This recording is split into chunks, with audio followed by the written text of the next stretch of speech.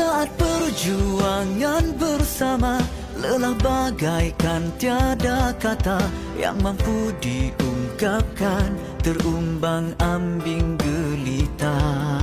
Tak henti kau terus berjuang, biar hati remuk terluka, terus berjalan ke hadapan, tiap masa ditaruhkan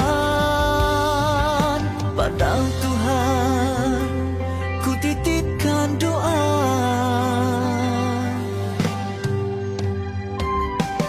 dan berikanlah kekuatan pada mereka yang terus berjuang. Semoga kan ada sinaran hidup bahagia di balik duka. Kita kan menang bersama.